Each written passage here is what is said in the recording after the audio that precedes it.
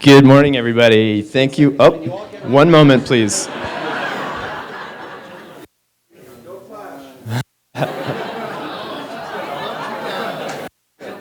more time. I'm not gonna lie, you guys all look like shit. And welcome to Cinema Café. That's how we do things here in the morning.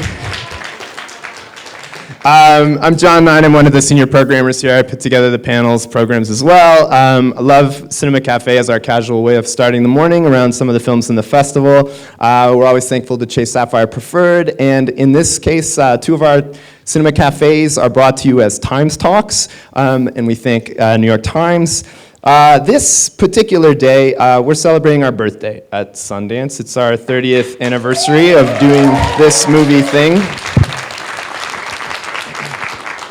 John Cooper, director of the festival, had an idea that rather than celebrate all the accomplishments, we actually talk about something that's very real for artists, directors, actors, producers, writers, which is the creative process and the willingness to take risks in that creative process. The idea that failed projects, wrong turns are actually all catalysts for growth or what make things work in the end. So we wanted to kind of bring the day of together around that idea, so everything we do today is kind of around that notion, kicking off with Cinema Café this morning.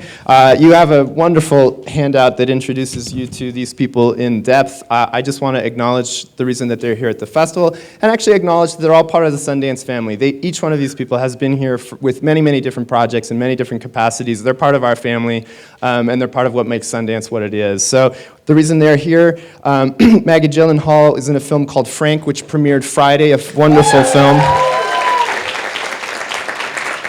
Mark Duplass is the executive producer of Skeleton Trent, which premiered on Saturday. And one is not enough. He is an actor in The One I Love, which premieres tomorrow. And William H. Macy is the director of Rudderless, which is our closing night film premiering on Friday. I want to thank you all for coming, and to say a few words about TimesTalk, please welcome Carol Day. Hello, everyone. This year for TimesTalks at this festival's 30th anniversary. We're live here in the Cinema Café at Sundance, and we're live around the world on the web at timestalks.com. The New York Times covers movies like we cover the world. And we are saluting the work of filmmakers and Sundance in coming here and presenting works from all over the world, and the chance for all of us to experience the creativity and the craft of these great storytellers. Our guests this morning are three extremely creative and passionate filmmakers, Sundance veterans with new films here this year, as you just heard from John. I know we're in for a compelling conversation led by our moderator. This time of year, she's best known as the Carpetbagger, your guide to the red carpet on nytimes.com, where she talks about the films and the talent behind them, breakthrough trends, the news and the nonsense, and also the moves by the moguls. So please join me in presenting New York Times' Melena Ryzik and our very special guests, Maggie Gyllenhaal, Mark Duplass, and William H. Macy.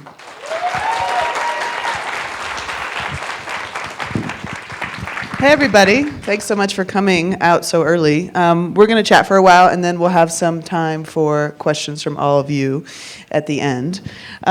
So I want to start by talking about, at a certain point in everybody's career, it seems to me, especially people who make their way to Sundance, they start talking about wanting to choose projects because they're afraid of them, because they don't know how they're going to turn out, they don't know whether they can pull it off, and I wonder if you guys can start by talking about whether that's an appealing thing for you, and if so, is that how you always drove your career, or is that something that happened later? Everybody jump in at once. Yeah, I do think that's something that's always been appealing to me. I mean, I think it's like a mix of things for me. There's some kind of pull, something I can trust in the script, some kind of sense of, okay, this will buoy me, there's something I can rely on in it. And then also, yeah, I have no idea how I'll do this. And I've pushed that further and further and further, I feel like, as I've gotten older. Like the project I just finished, by the end, I so trusted the script and I so trusted the director that I would, I'd prepared and I'd done all this, weird stuff I do to get ready. And I really would really walk in open, like I have no idea where this scene will begin and end. I have no idea what it will ultimately say. But based on the fact that I could trust that it was saying something that would be interesting and help to tell the story. Yeah, I'm a big fan of fear and desperation in making art. It's got a bad rap when you go to therapy, but I'm, the best stuff I have made, and it's just my DNA for whatever reason, is when I have that little anxiety and my heart's about 25 beats a little heavier, and I'm feeling really insecure, and I tend to just perform a little bit better in that space. It is different for me whether I'm a performer or a filmmaker. Sometimes the fear can get a little too heavy when we're directing things, which is why I work with my brother, because at some point one of us is in full-on panic attack mode and one of us is fine, and that is the person who's directing that day. But as an actor, I'm all about being thrown into the pig pen and just go for it. I think it's kind of what we do for a living. I don't care what you're doing. The first time you have to say the lines out loud, you feel like a complete fraud and a mistake. And the difference between an actor and a civilian is the actor talks louder, and the civilian finds another way to make a living. It's few actors that have the choice to choose a project for which they're not particularly suited. There are armies of people who talk about us behind closed doors, and sometimes not such closed doors, about he's too short, he's too old, he's too this, he's too that. We need a young William H. Macy. We need a... So we're vetted out pretty thoroughly before, even in indie world, we're vetted out pretty thoroughly before we get the role. But every once in a while, as they said, you're just scared to death beyond the normal fear. It's a good place to be. So if you knew starting out when you were having the idea, I want to live a life as a creative person, I want to be a performer, if you knew starting out that you would have to always kind of float in that fear lagoon, do you think you would have still done it? Yeah, it's from the second, everyone here's been in a play. We're just as scared as you were when you were in a play. It's you live with the fear. And it gets you high. It gets you high. I have other things that can do that for you, by the way, if you like. With you right now? Yeah, yeah. What you do is you have your assistant drive it out so that you don't have to get caught on the plane. And yeah. Bill, I thought you knew this by now. You've been doing this for a long time. No wonder you're so afraid all the time. You really need to. I'm fine, guys. I'm feeling great.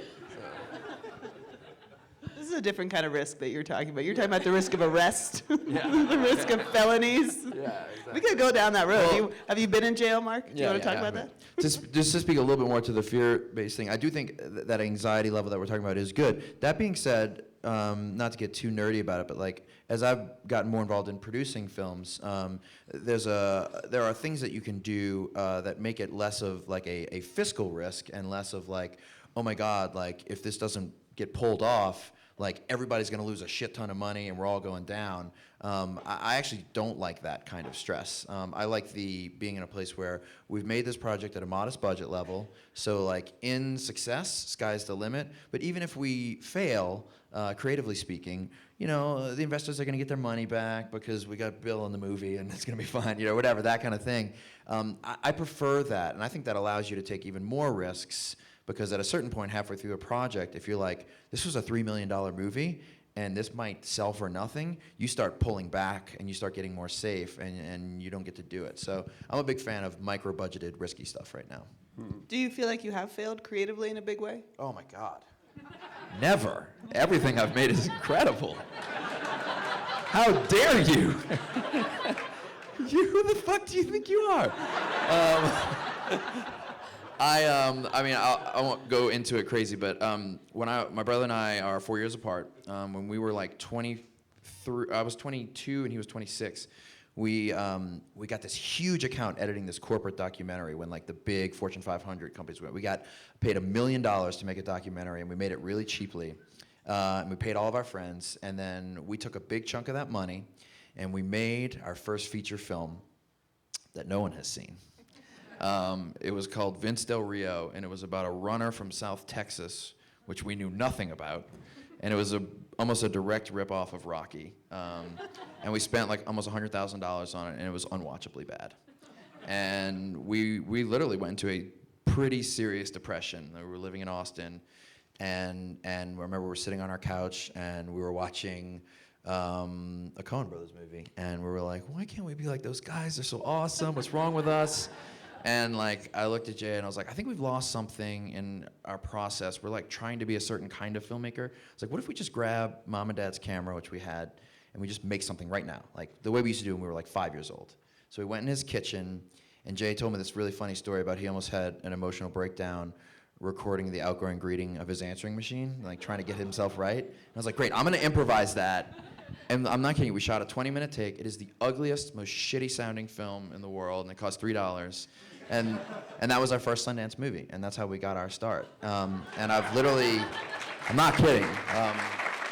And I've used that example as like, the fear and desperation and that place of just like, willing to do anything, to try anything. We happened to luck out that time, and we sprung into something good.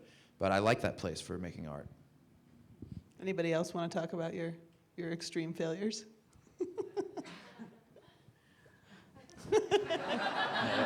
Well, Yeah. I really don't know where to begin. Well, one thing I do think is, there are failures all the time, every day, every minute when you're working. There are extreme ones too that like really fail. But I guess I think if things are working okay, if you haven't done something stupid like just decide to do a movie for money and, which I have done that before and it's stupid. And it's never enough money, is it? Well, and also then you can really, really fail. But if you chose it for a reason and you were drawn to it and all the things you're talking about, I think everything you feel, the failure, the insecurity, the terror, that if you just pour it all back into the soup, even things like, oh, this guy who I thought we were going to have this crazy chemistry and I was so psyched to work with you, and we just have a really different relationship than I thought. But that can be so much better, so much more interesting, so much more something that people can relate to if you just pour it all back into the soup of the work.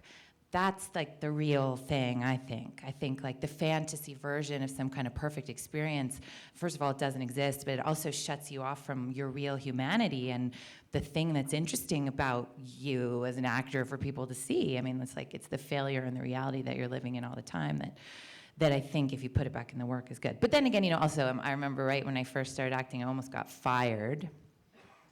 If you want like a real failure story, I won't tell you on what, I can't.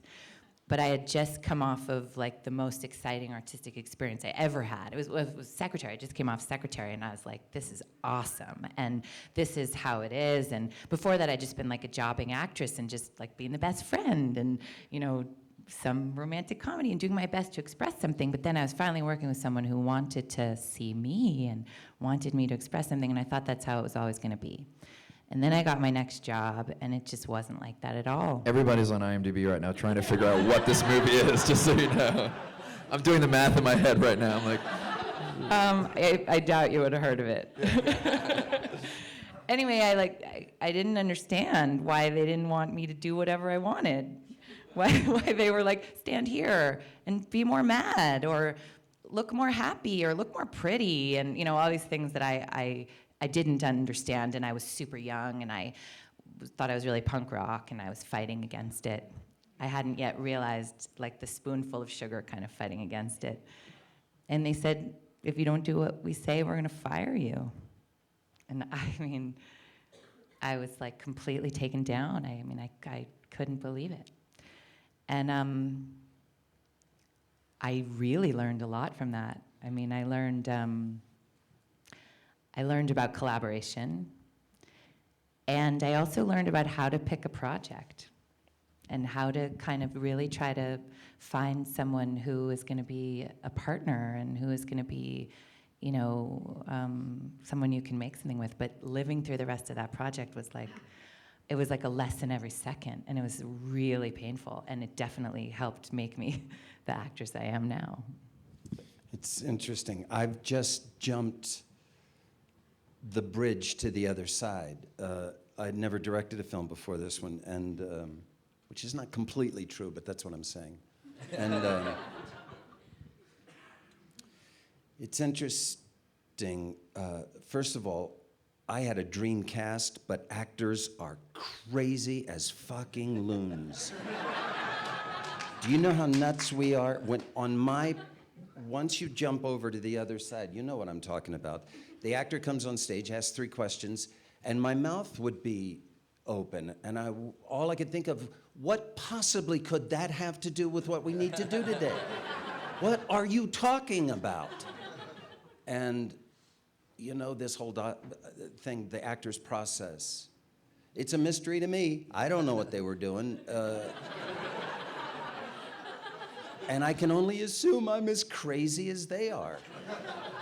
But that's interesting that someone would say, no, you got to learn the lines. I don't want you to ad lib. No, hit your mark. It was a real maturing process for me, and a humbling process to see how complicated these freaking machines of filmmaking really are. I think it's changed me forever. You think it's changed you as a performer as well, having directed? I think so. I think there's a really good chance I've been a pretty serious jerk for a lot of my life.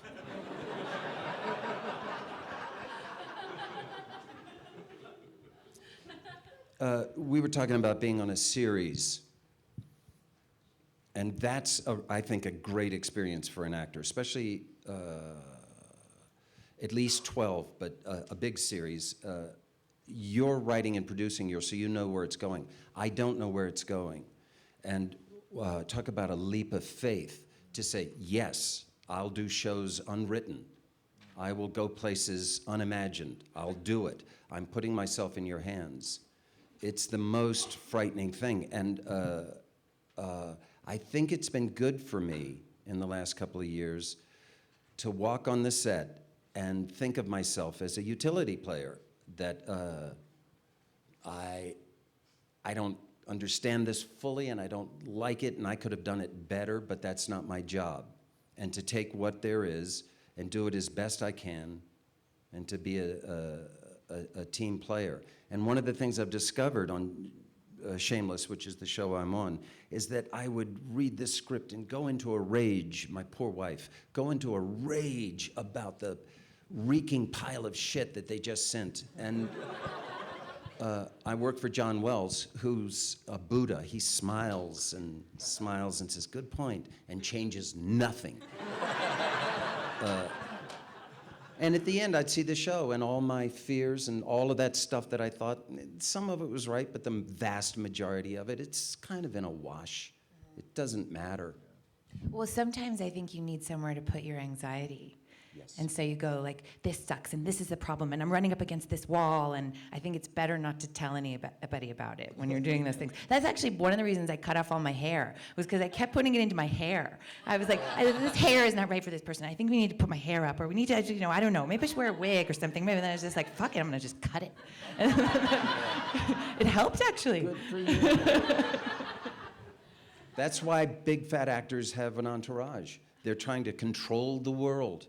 It's so frightening what we do. You walk on a set, and I don't care if you're number one on the call sheet or not. It's a great unknown, and you could make a fool of yourself, and it could end your career, let's face facts. And so we create an entourage so we can control as much of the world as we can. When I was in New York City, when I was a stage actor, I used to love to do this. You go to the first sit down for the reading, and everybody just sort of sits in a chair. Second day, everybody will sit in the same chair. Everybody goes, they're trying to make the world as controllable, as understandable as they can. And on the fourth day, I'd sit in somebody's chair. And they walk in, they go, "Oh, you're gonna, no, that's okay. Okay, it's okay, you sit there."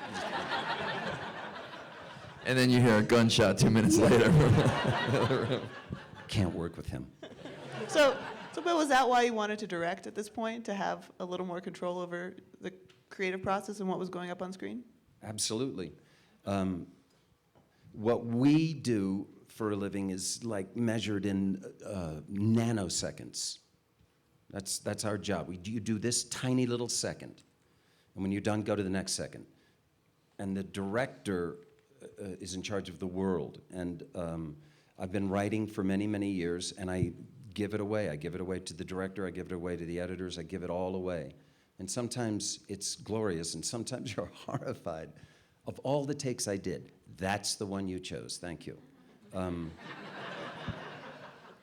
I wanted to be in Do you charge. hate me? And then they I didn't say realize I something- had that much hair up my nose. Thank you.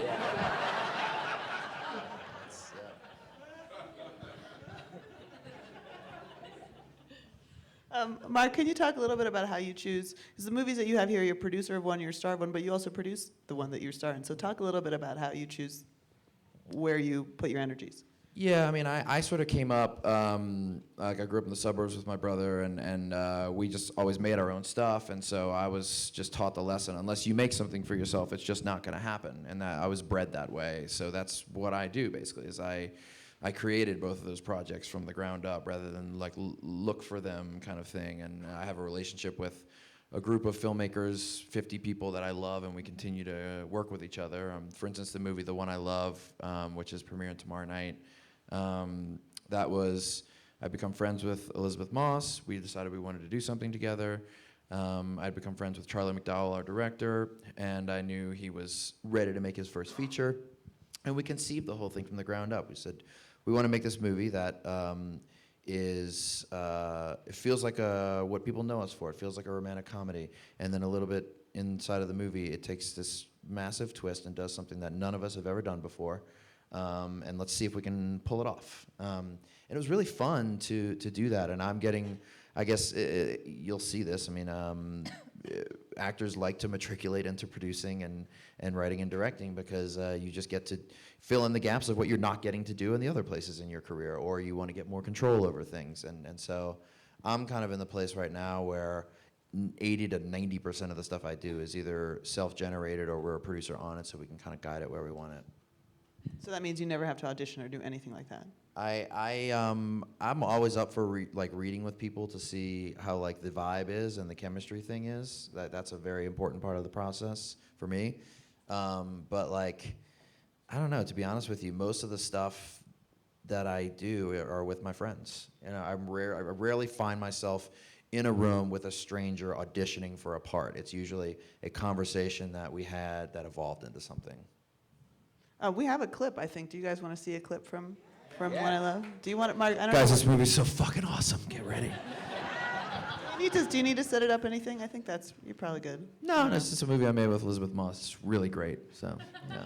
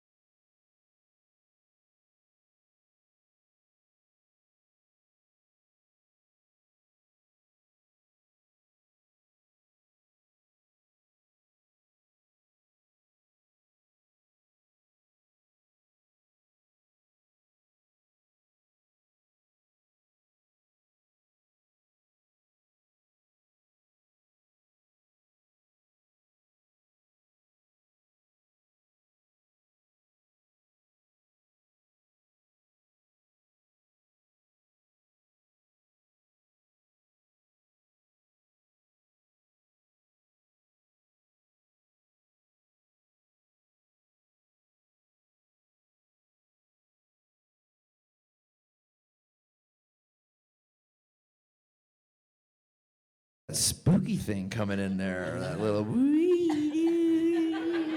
But yeah, I mean, to your point about bringing it back to the panel of fear and where do you go, and you know, for anybody who's seen like the stuff that I've done before, it very much exists in that world of an in-depth relationship study and all the funny and terrible things that we do to each other as couples. But I also wanted to go somewhere else and new with it, which is why that spooky thing started coming in, and so that was the unknown part for us, and that's where the movie takes off, and that was the holy shit, can we pull this off? Was there improvisation in that scene, or is it all as written? This film was shot from a 40-page outline, and what we did was I had the writer write pages for us that were sort of these like loose things that we would discuss, and they were anchors for us if we felt like we needed it. But 95% of the stuff in the film is improvised, but a very, you know, obviously highly plotted improvisation. I know you like to work that way. What about the other two? Do you guys enjoy that part of it, or do you prefer to have everything kind of tightly scripted? You an improviser?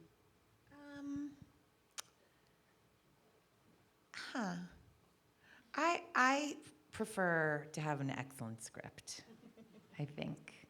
But then again, like in Frank, for example, we had an excellent script. And then we would do things like, okay, we're going to do these sort of vignettes. We're going to do, it's a movie about a band, and so we do stuff like we say, all right, we're just going to, you two get together and find some little crazy noise you're going to make that we're going to film. So I was playing this kind of like sort of mean, severe, you know, person. So I was like whipping a stick like through the air. You know, that's improvised, that kind of thing. Like just come up with this idea. And I more like to have a script, say the lines, but really let whatever happens between the actors, the people I'm working with, be totally different, totally open. And the best scripts, I think, can be interpreted, each scene, can be interpreted many different ways. You can begin a scene and it can end in a really different place than it did the previous take. That's my favorite. How often are you guys surprised by what you end up seeing in the movie, if you see your own movies? Do you? Yeah, I do. Always surprised, yeah. It's never like I imagined it. Is that me? It is for me. It is? Yeah. I think almost sometimes it's disappointing, and sometimes it's way beyond what I could have imagined. It's true, but for the most part, Do you watch the monitor? Do you go look at takes? Now and then, I've come to do that sometimes, especially in the beginning, to kind of go like, is what I'm meaning to express getting expressed? Does it look the way I'm imagining it looks? And now and then, but not every time. But I think when I see a movie, I often kind of feel like, oh, that looks the way it felt to make. I write with a partner, Stephen Schachter, and we've done about 15 of them together. And we'll have sat together for months talking about an interview and the way the chairs are set up and everything. And then I walk onto the set and I go, this is what you saw all those months? It's wrong, it's backwards, I'm always shocked. So you do storyboard, anything like that? I mean, for this film, tell me a little bit about the process.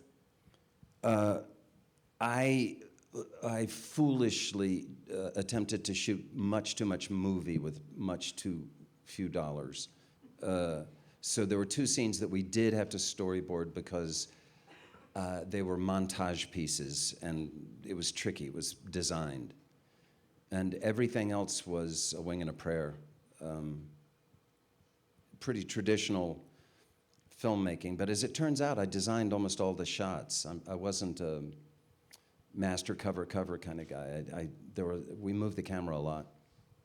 A lot of times when I talk to indie filmmakers, they kind of complain about the low budgets and the scarce supplies and all that stuff and the short production schedules. And then in the next breath they say, but that's exactly how we want to make these movies, and that results in some of the best acting. They have to say that.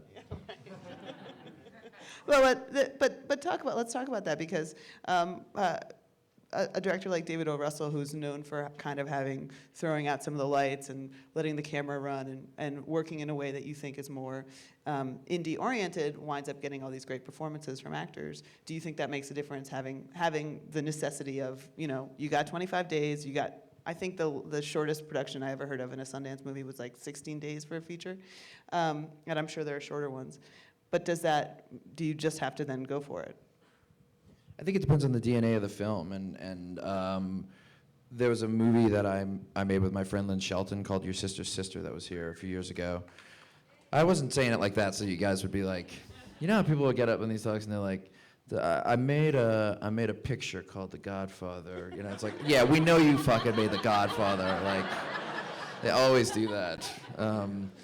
I wasn't trying to casually drop the bomb of Your Sister's Sister on you guys. But that was shot in 10 days. And it was a very, very comfortable 10 days because I designed the movie with Lynn to be shot within its limits. Rather than say, here's the movie I want to make and it can be made in 10 days. I said, let's design a movie that can be made in 10 days. The movie is 22 scenes. I shot 2 scenes a day. We shot 10-hour days, had 5 hours for each scene, plenty of time, did probably 25 takes for each one. And that was a very successful model, and we didn't feel rushed and crazy. That being said, I was on a 40-day shoot as an actor for a movie that should have been a 60-day shoot. And we were constantly stressed the whole time and feeling like we're trying to jam it in. So it depends on the DNA of the film, I think. But you bring up a good point. I think the director has to set this. I don't win friends when I say this, but I think it's true. Number one is the story, the script. And if you've got a great story and a great script, you're almost home. You can screw it up, but you're almost home. Secondly, you got to act it. If you get a great cast who acts it really well, you're done. The director, the DP, all of that stuff, it's interchangeable. Yeah, you're Doesn't not going to matter. win friends here saying that. In fact, there is a firing squad outside.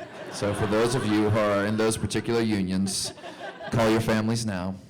And to your point, if the director does not have that point of view, or if the DP has shanghaied the set, which happens very often, then what the actors are left to do is to run in and quickly act the scene in front of his lights or her lights.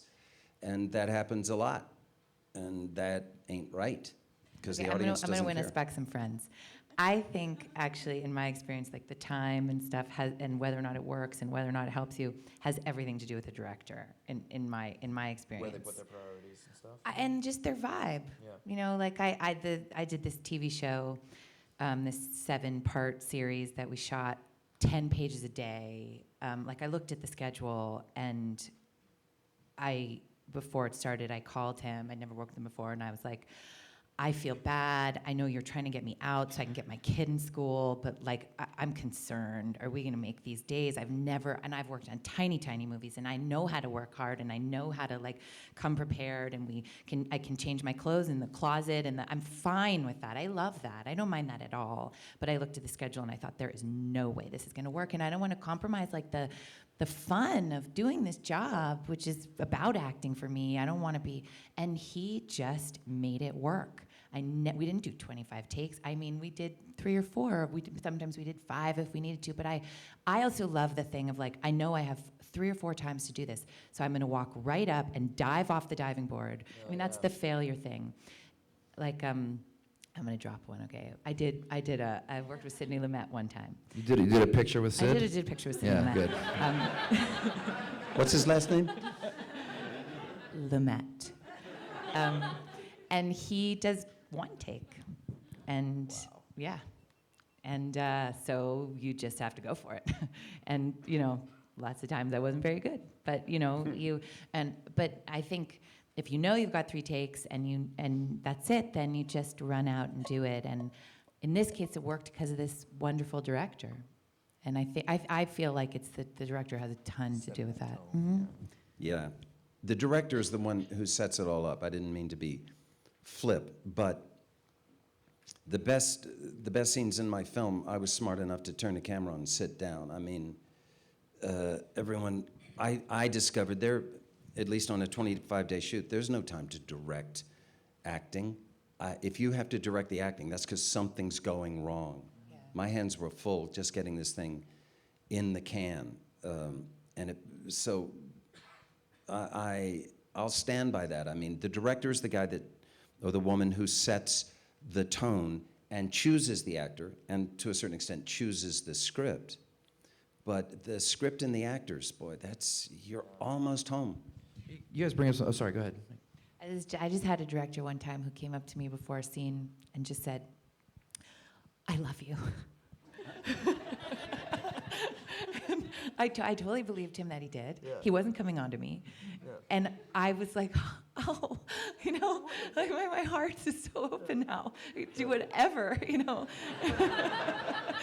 love me. And that's really all you want to hear. This is how you get Maggie in your movie, guys. Take note. We love praise, by the way.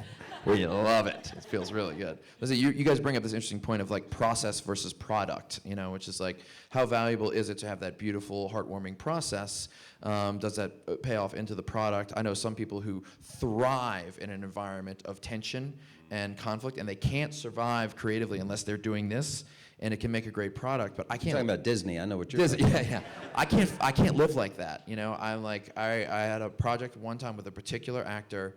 Who, after day one, my brother and I called this person and said, okay, I know you had an awesome day, and that push and pull was making things really go for you, but I am not that gum-chewing, baseball hat-wearing director who only cares about what he gets for his movie and will suffer for 30 days and fuck everybody. Like, if you don't, open up a little bit here and try to come with a little more love, you're gonna bring the whole fucking movie down with us, because I will crumble. I'm too sensitive for this, So to your point, I think that is very important for that director to say. How did they Did it take work? it? Oh, it totally didn't work. Yeah, this person was amazing. They on the phone. That person cried and admitted that they have issues with it, and they said, "Thank you for bringing this to my attention."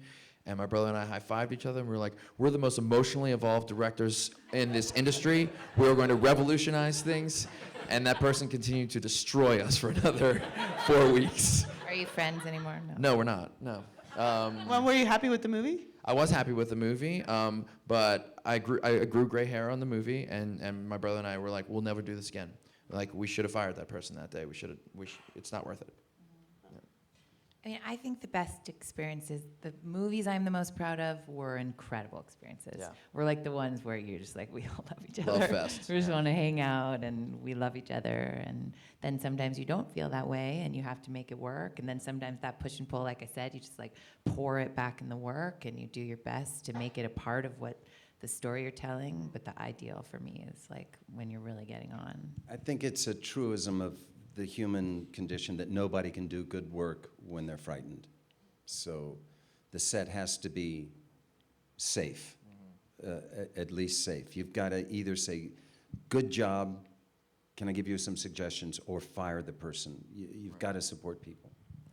But then I think, because there are lots of times when it isn't that ideal way, and they're not going to fire you. I mean, maybe I had that one thing early on, but that's not really realistic. Sometimes it's not totally ideal, and I think a real part of being good at your job, I think probably if you're the director or the DP or an actor, is just like making a space for yourself where you're free. Even if you're not getting that thing from the director or another actor, just creating your own space where you're not asking anybody for anything, where you have your own freedom. And that's like something I've had to learn how to do, and I feel like that's one of like the major things in my toolbox. And sometimes I'm like, I have that, I know how to do that, I have the muscles for that, I worked that out. It's not the best, it's not my favorite, but if you have to do it, sometimes you have to do it. Yeah, that's the thing that's probably coming with maturity and being a veteran in the business. Talk a little bit about your role in Frank, because we have a clip from that too, and I want to get to it. My role in Frank. Well, Frank is it's a music movie, and we all played our own instruments. I play Clara, who's, she's a tough woman in it, but really, the truth is she's just like the most open, bleeding heart there possibly is. But sometimes that makes you act mean. That's kind of like Clara. But I play synths, MS-20 and Korg, and I play the theremin. Actually, my husband hooked me up with Miles Davis's MIDI guy who lives in the Bronx and came over and taught me how to play synths. This other guy in Brooklyn who plays in this band and plays the theremin came over and taught me how to play the theremin. So we play everything live, and we shot the movie partially in New Mexico and partially in Ireland. No money, tiny, tiny budget, tiny everything, and we just kind of lived together. I feel like we really seemed like a band because we lived like that. I had an 8-month-old and a 6-year-old with me, which is like not easy and harder to like. I mean, I didn't do any partying with everybody, like you would if we were a real band, but we did like live in the mud in this beautiful house in the middle of Ireland and make music together and hang out. Yeah, it's not bad. Can we watch the clip?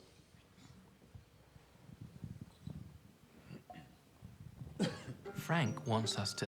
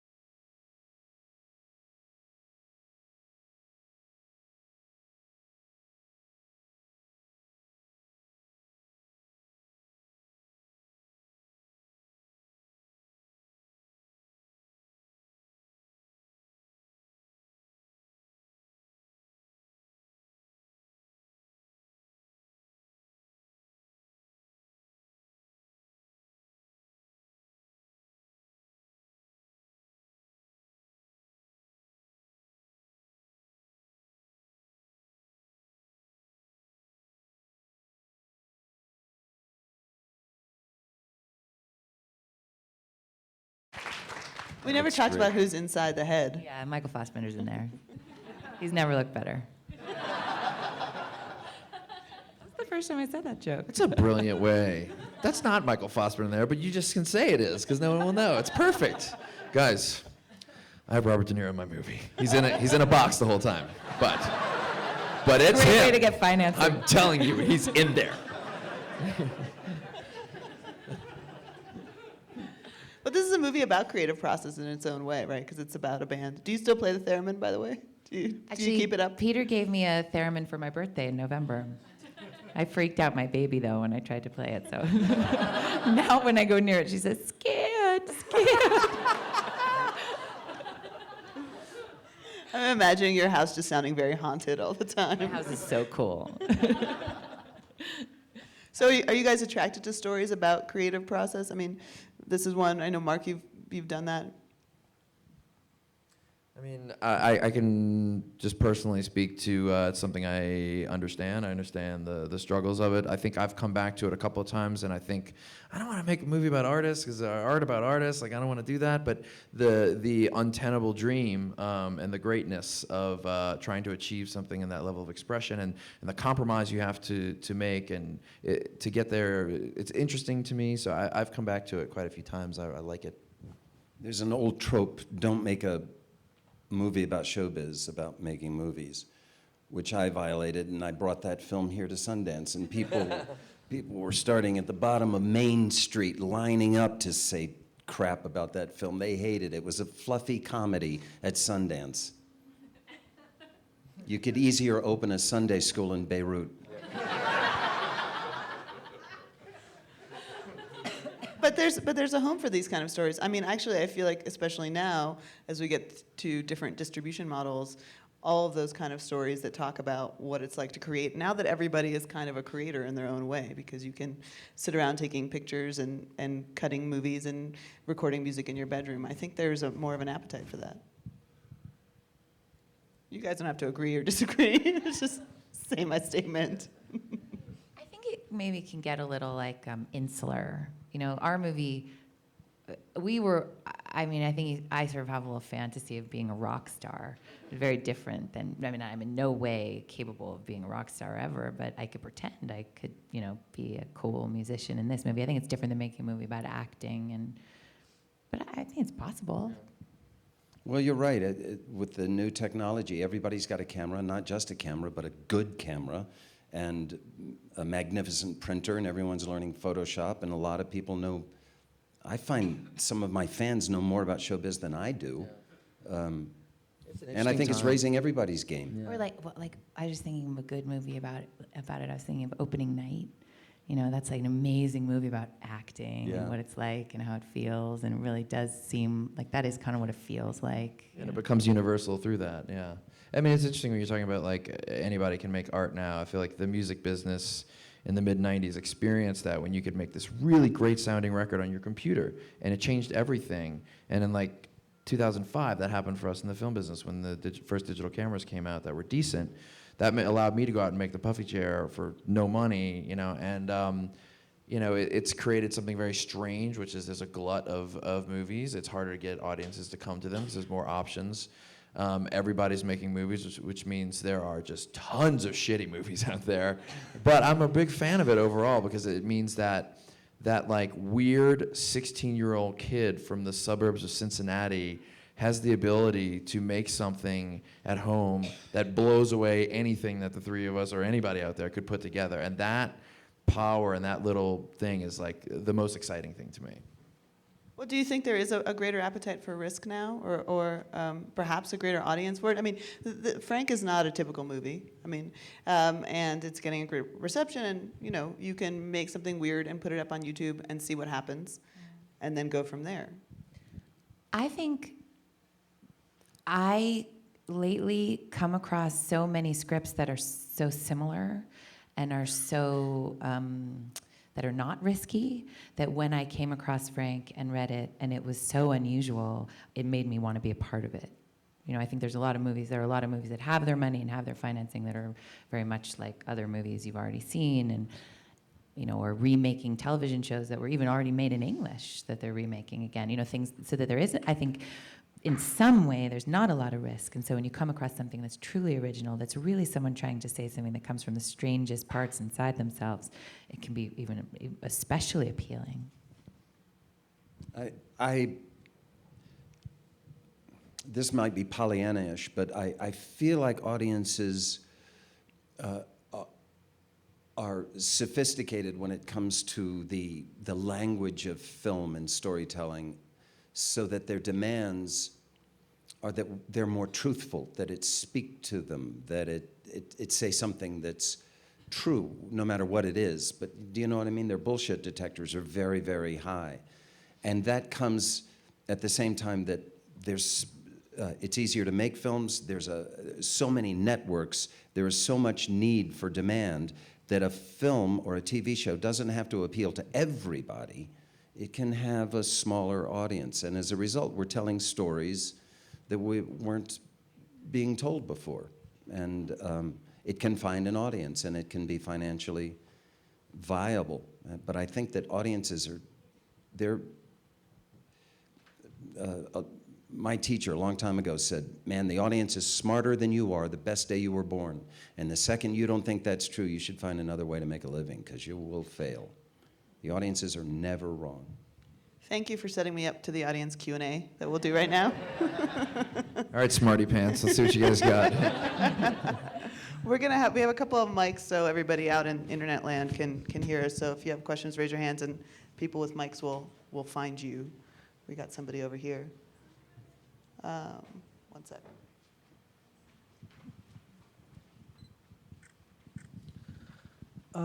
Before your career got started, did you have a debilitating fear of failure that kind of held you back? And if you did, was there an epiphany or a moment in your life that helped you to overcome that? And how do you continue to deal with that fear of failure? I think everybody is afraid. It's the human condition. And some people are a little more afraid, a little less afraid, but anything worth doing is going to scare the shit out of you. And it's about doing it anyway.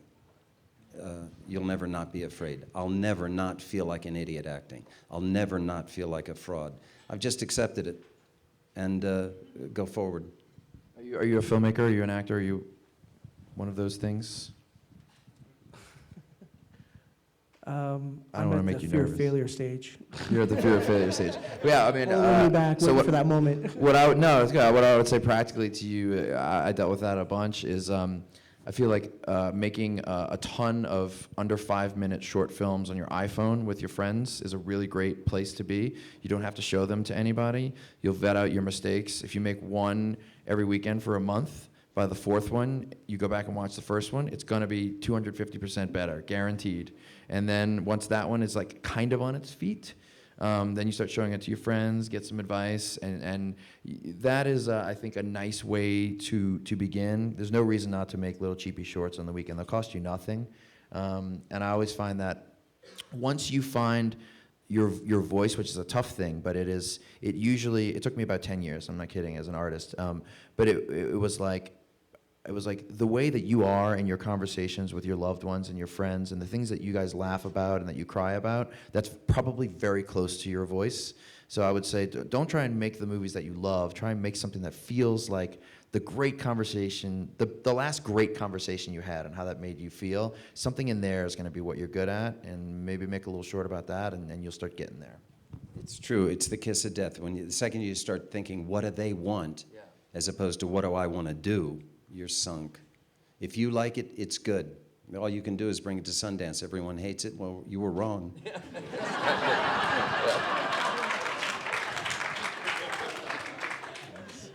I want to make a TV show called The Teacher with you in it.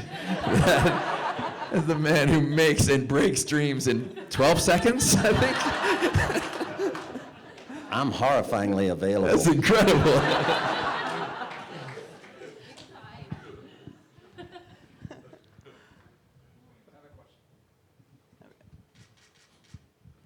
Hi. I teach. I've actually got I teach at a university. I've got 10 students here with me, and I teach film and particularly directing. Made a couple of small features, and I'm just curious. From your perspective, how would you define the difference between good direction and bad direction for you personally? Because I know every actor differs, and I'd just love to hear that. I had one experience recently that I could speak to, which was with my friend Charlie McDowell that I made The One I Love with.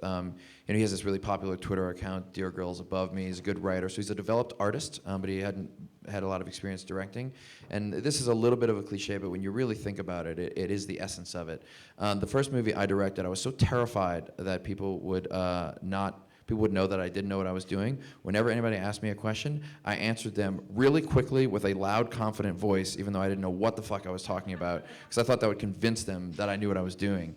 And that director that is nice and calm and thinks about the question says, I'm not exactly sure what's the best thing. And then he talks to his DP and his friends and the actors and says, what do you guys think? I love those directors. Don't be afraid of not knowing anything. It's the coolest thing in the world. We love that. It means we have a little more of an opportunity for an input. Most of us are not looking for that extremely didactic leader. Admit the things you don't know and collaborate on those things, and that's a nice place to start. Having said that, whenever you get on a set that's a democracy, you're in for a long haul.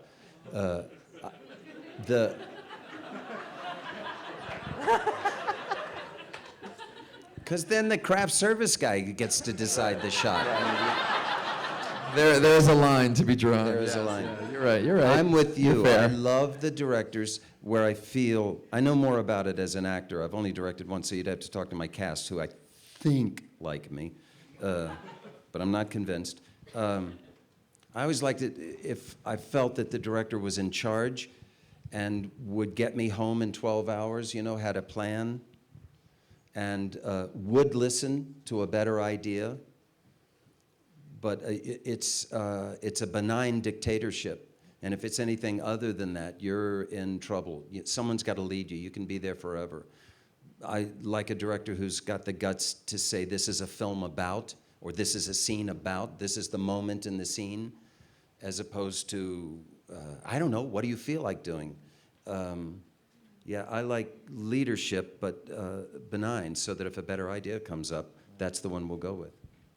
Yeah, I think I want to feel like if I go super far out there, if I just really trust and really give it up, that someone will catch me.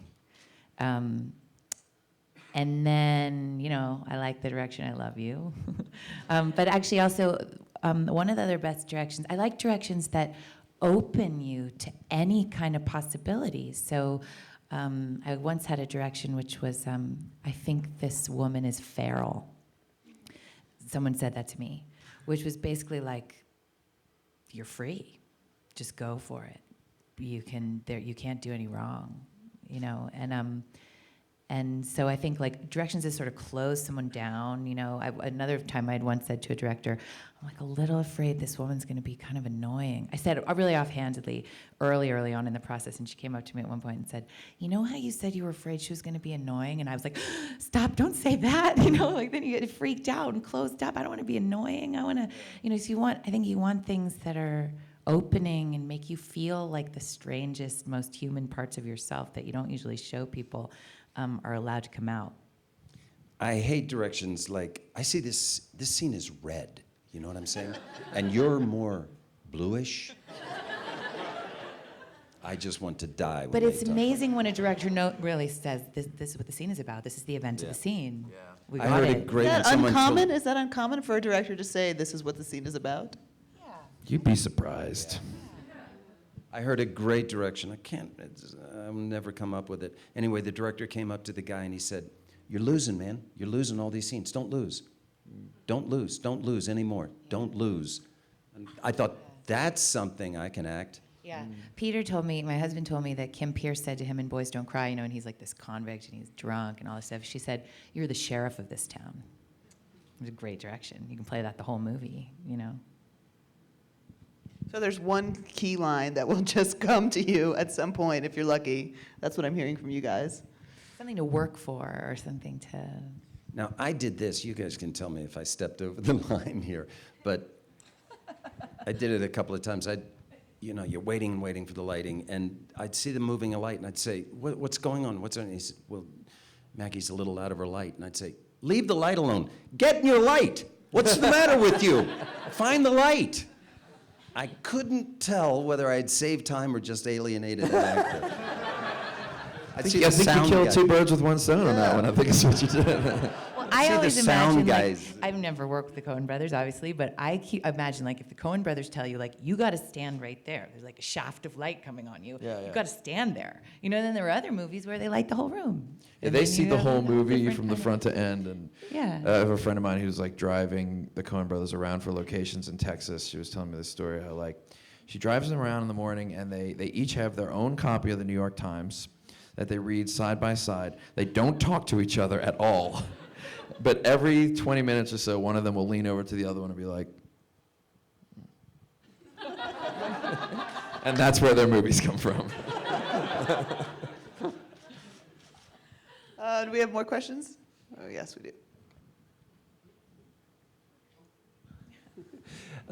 Thank you very much. I am working on a script which is the star of which is a 5-year-old child.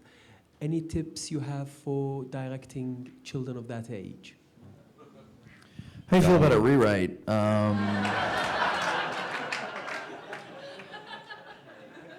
Or just add a bunch of dogs and just go for it.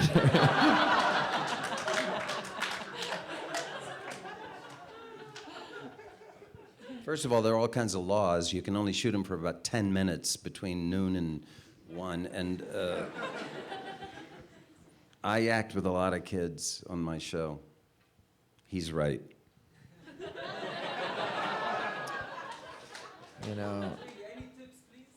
Yeah. Get twins, Yeah. so you can switch them out when one of them starts to cry. I'm not kidding. I don't know what your style of filmmaking is, whether you're like, a Malick filmmaker who wants have each shot planned perfectly, or if you're a documentary style filmmaker who can follow them around in a room that's lit 360 degrees. If you are the latter, I think you have a better chance of success at saying like, you know what, I have a basic idea for what this could be. I'm gonna let this child come up with their own ways of saying things. I'm gonna make sure I get them shot out within a few hours, and if the lighting isn't perfect, we're okay. Make sure my lead actor with them is a compatriot of yours, and so that you can go to that actor every now and then and be like, dude, I'm not going to use your coverage for this, but I need you to do this so this child will get this reaction. So you really need a buddy in there. If this is like your first movie and you're trying to get things going for yourself, I mean, this sounds terrible, but I would really recommend not making this as your first movie. I would make a movie with your friends who you can trust first. And then once you are really skilled and have your vision down for what you want, you have a better chance of success working with that extreme limit. It is an extreme limit on all fronts, working with a 5-year-old.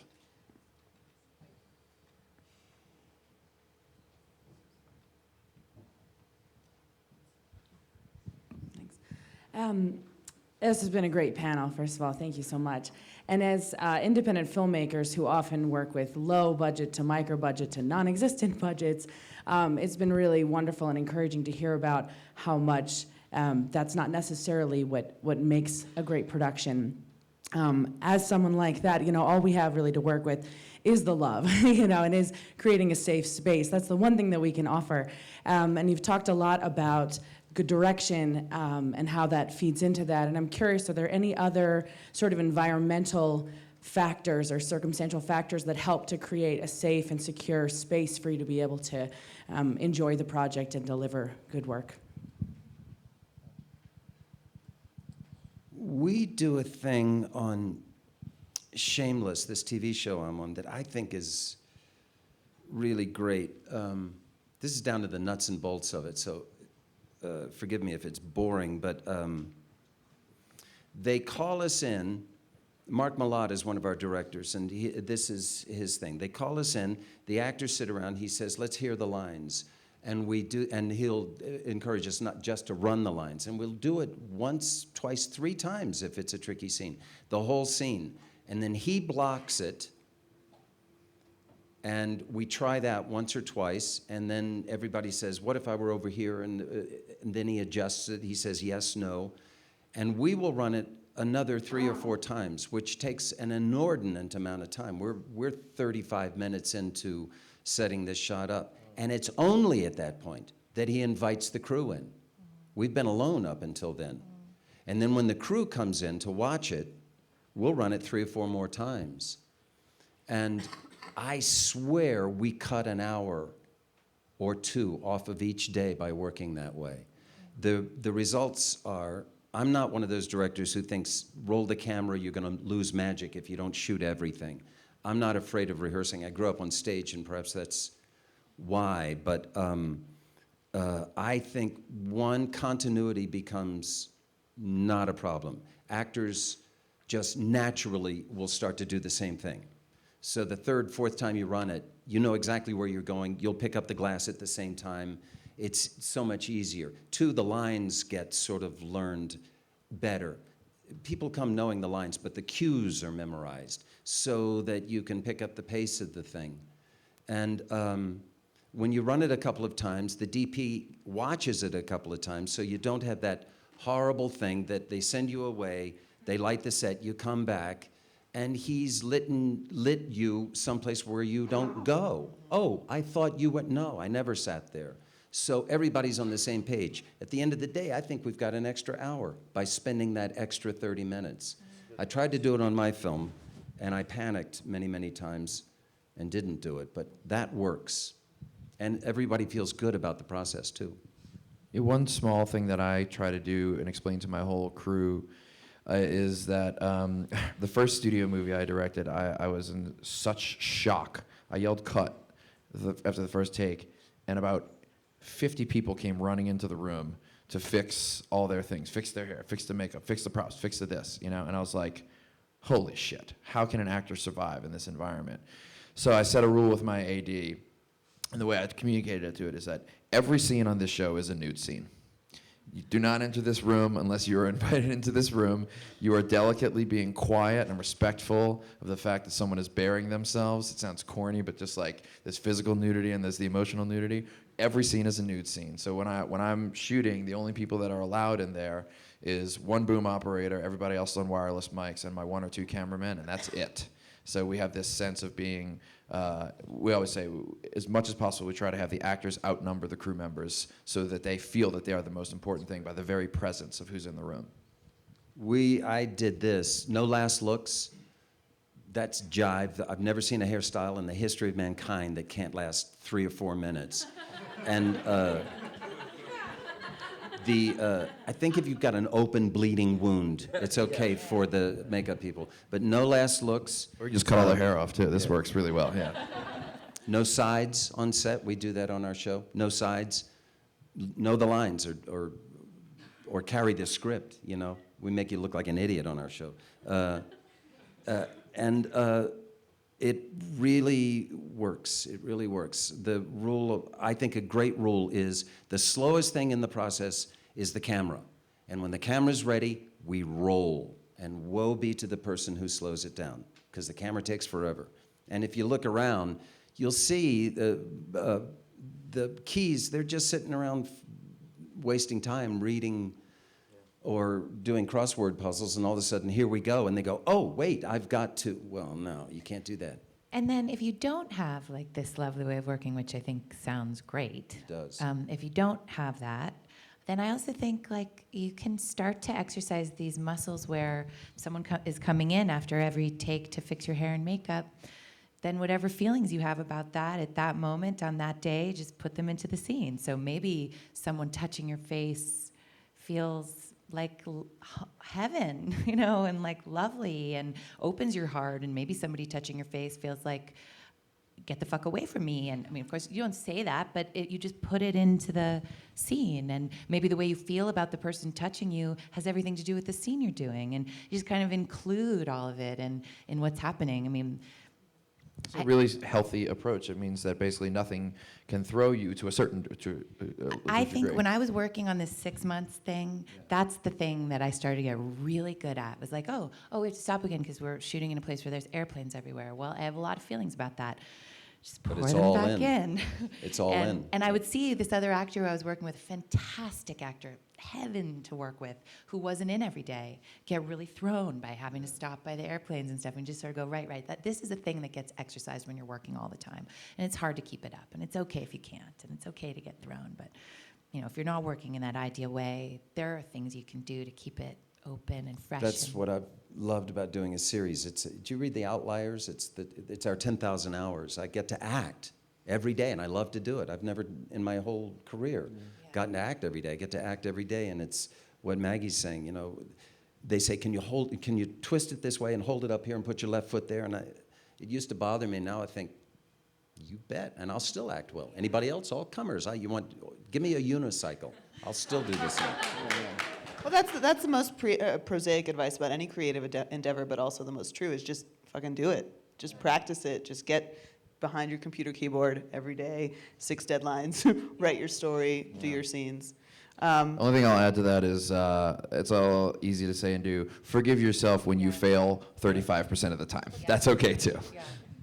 35 is low. I feel like 60, 40, that's a good split. Ew, you're not doing too good. I don't know, man. We're like, Bill's like 25, she's at 30. She's out of here. I'm 35, but... All right, we have time for a couple more questions, I think.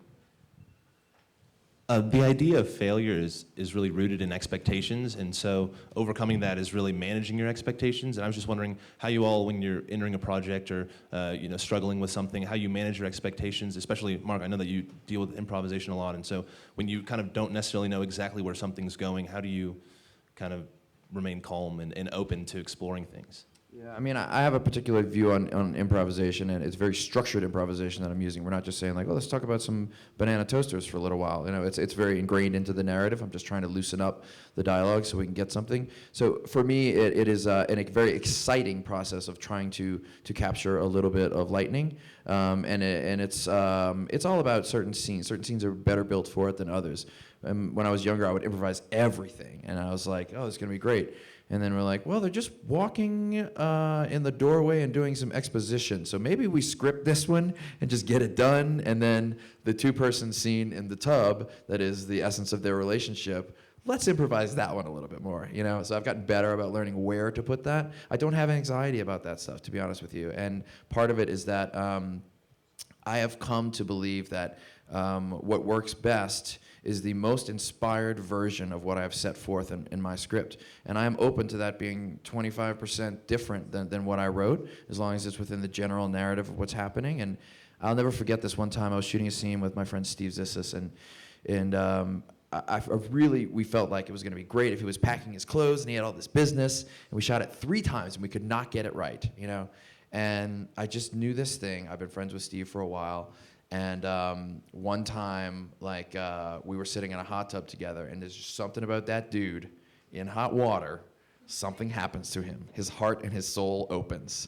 So I was like, Steve, I don't know why this makes sense right now, but I'm gonna put you in the tub. I'm gonna turn the camera on, and you're just gonna start talking. And it's stupid, but like within about 20 minutes, I made the best scene I've ever made with him because of the way that dude reacts in the tub. And so getting to know people and getting to know your actors, I find if my actor's hitting a wall, I'll take them for a walk around the block, and I'm like, here's what I know I need from them. I know I need them to break through, for instance, I need them to break through this frustration they're having and show that there's a vulnerability. So we will, if it's not working in the scene, I'll just be like, talking about with them what's going on with their life, and I'll see them start to talk about something that's going on, and I'll be like, okay, we're gonna go back in, I'm gonna put you down, and we're gonna start talking about that. And then if that works for it, great. If not, then in the middle of the take, I sit right off camera and I talk to them, and I say, when their face gets in that right spot, okay, I say, okay, now go back and tell me your lines about this. And they walk right into it, and that's the most exciting and vital part of the process. I want to work with you. Bill, we're gonna make some great stuff. That sounds lovely. I think that thing also, right, you're trying to get to a place where you're open. I think even sometimes just saying to the director, can you help me? Oh, God. That's my favorite thing. Yeah. Dude, because actors get so defensive when you're looking. It's a fearful process when the director comes out, or I've been on both sides, but when you're both looking at each other and we're like, we both know we're not getting this. How are we going to deal with each other? But How are we even going to just do to this? say to somebody, like, can you help me, Dude, is really hard thing to say to anybody at all in your life, and to say it to another human being. And even if sometimes the director's like, because I've definitely done it where incredible directors who I love have kind of been felt put on the spot. Yeah. It doesn't make any difference, because all of a sudden you're just having an experience with somebody, and you're like, okay, we're good, thanks. I just wanted to breathe. Nobody's going to die. We're going to be fine. Okay. Yeah. It's just a movie. Yeah. And I also think, I said once to my acting teacher, I was like, because I think the expectation, like you said, I always go in like, this can be so fucking awesome. It's gonna be the best thing I ever did. I want this to be amazing. And that's the worst thing for my work. It kills it. And I remember saying to my acting teacher, who's like 75, and this amazing woman, I said, I'm not perfect. And she said, well, that implies that you think you're even close. That's great. So, there you go. I didn't really direct this. It was my first time, so I had none of those experiences. It was less like making art and more like getting dragged by a train for 25 days. I was so frightened. But we had a break in the middle, and I come home and I look at this sequence that I had done. And it was really complicated, and it was beyond our means. And anyway, I'm looking at it, and it lands on this young woman who I'd cast locally, and I go, fuck. Felicity said, my wife Felicity said, what? And I said, I did it. I did what I hate other directors to do. I took my eye off the ball. The shot was the shot, I forgot to direct this girl. The camera lands on her. She could have done a million things that would have been interesting. She did nothing, and it's over. And I blew the shot, and Felicity said, "No, honey, she's fine. She's fine. You're being too hard. The whole sequence is a cliche."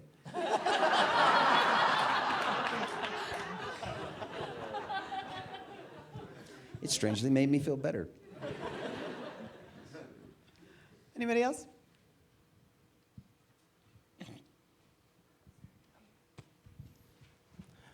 I actually have a question for William, actually. So I've worked with a number of, I guess, what people call self-producing actors. Actors that mostly just want to put themselves in their own things and get seen by people, but they... I do a lot of that, Yeah. And this could be a question for Mark, too, in that regard also. But they purposefully neglect, the whole preparation process and just put more thought and get in front of the camera and neglecting everything else that comes with it and treating problems like non-problems. So I guess, how did you find the energy and the discipline to just buckle down and get through it and just get serious about being on the other side of the camera?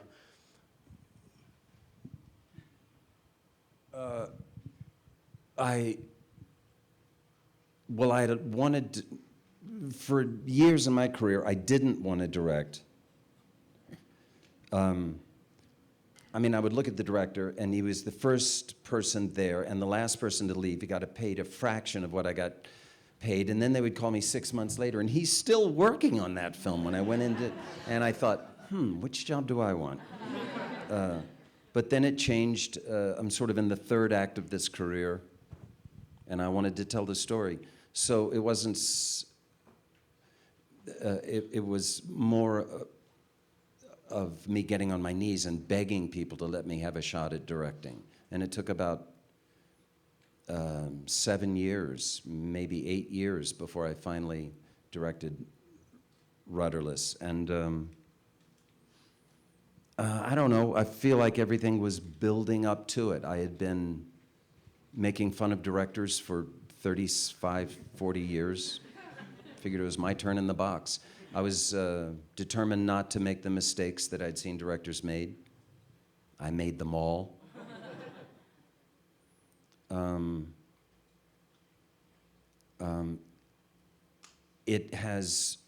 I've fallen in love with our business, again, on a whole new level. I was so far out of my wheelhouse. I was so frightened, so overwhelmed, more alive than I've been in 20 years. I pray to God I get to do it again. I think I saw somebody once talking about, it was I can't remember who it was, but it was an actor who was moving into directing. And there are so many complicated reasons about why you would want to do that, and the fears and all these things. And he offered a perspective I had never thought of very specifically, and it was a very reptilian brain type response, but I thought very true, which was, as a director, you are allowed to get fat, wrinkly, bald, and old. But as an actor, they don't often applaud that in you. And I thought that was really brilliant. It's not I think wrong. the most amazing move from actress to director is Sarah Polley. That seems like that happened like it was a molecular shift or something. Like there was nothing to be done about it. Not that I'm sure, I don't know if she's an actress actually anymore. I haven't seen her acting and things, maybe she is, but her shift from being an actress to being on the other side of the camera.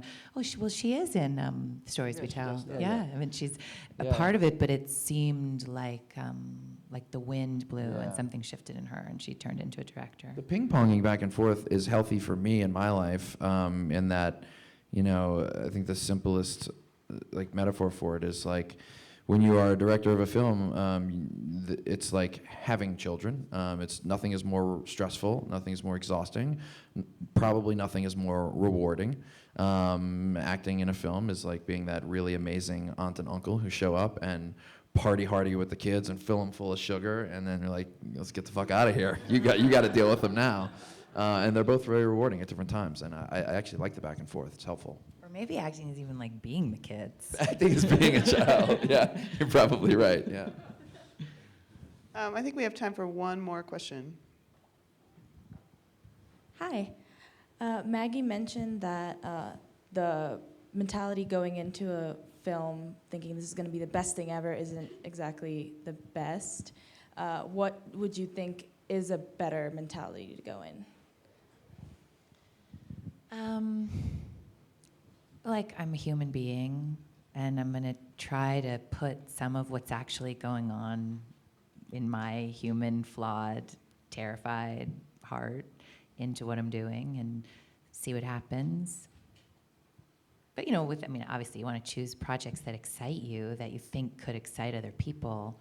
But I just feel very limited by that thing of like, this is going to be amazing. It tightens me up. That's all I mean.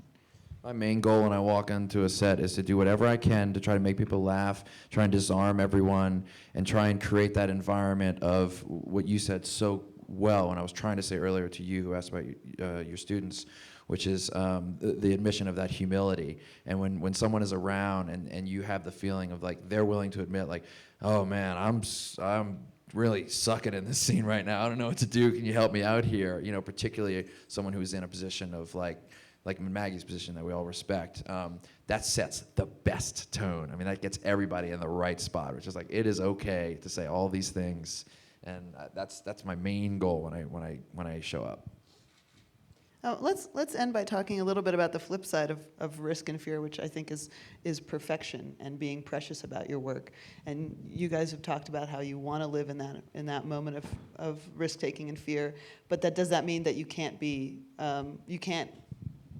aim for perfection always, or do you have to be a little bit less precious? Do you have to just put it out there, kill your darlings? Going back to my 2,000 hour or 20,000 hours getting to act on TV, I think for an actor, the hardest thing is to give up your preconceived notions. In the second season, my wife said, do you have a goal for this season? And it sounds mundane, but I thought, I'm going to listen to people. They say acting is really looking, really listening. Well, it is. And so I set that as my goal because I had, a lot of acting to do. I think we have to give up our preconceived notions of the scene, of the way it's going to run, of even what we are like in the scene, and accept what's actually in front of you and tell the truth about it. And it's a frightening thing to do, but it's the most rewarding to look at the person talking to you truly, really look at them and really answer them. The scene will inevitably go in a different direction, and you don't know what it'll be, and all you got to do is make sure you're going to tell the truth about it. So the answer is, the hardest part is taking the whole idea of failure out of the equation. You can't succeed, you can't fail. All you can do is do. I know what I want, you know what you want. I really look at you, I'll do it as best I can and let the rest go hang. Let somebody else decide whether it's good, bad, or indifferent. But to give up your view of the scene that you had. I think that's where the best acting will come from. And I don't know if you guys have seen this. Do you ever do a scene, somebody says, wow, and you walk away thinking, that can't be it. That was not hard at all. And we are suspicious of it as actors. Yeah. We have this notion that it must be painful. It must be fraught to be great art. And I don't think that's true. I think some of the truth comes out of the easy stuff. And the fraught stuff, I think you have to cut around. I think the editors ends up cutting around that stuff. I think that's a great lesson to end on. Let's just be easy. Thank you all easy. for coming.